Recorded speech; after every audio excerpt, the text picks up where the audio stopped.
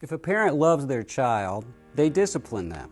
They don't discipline the child because they don't love them. They discipline the child because they do love them. They want to develop the child, help the child grow. They want to help the child mature. And so they discipline their child because they love their child. The book of Hebrews tells us this about God and discipline, suffering, difficulties. It says, "My son, do not despise the chastening of the Lord, nor be discouraged when you are rebuked by him. For whom the Lord loves, he chastens, and scourges every son he receives." If you endure chastening, God deals with you as with sons. For what son is there whom the Father does not chasten?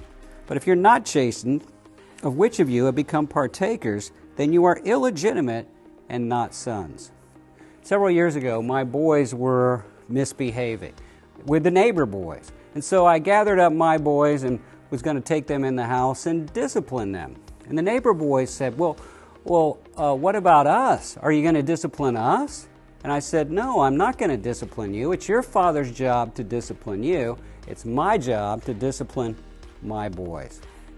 Discipline from God is an indicator that we're His children. I know that I'm a Christian because I can't get away with certain things without experiencing the discipline of God.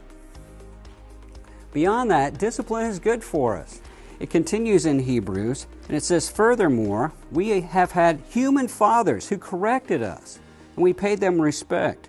Should we not much more readily be in subjection to the Father of spirits and live?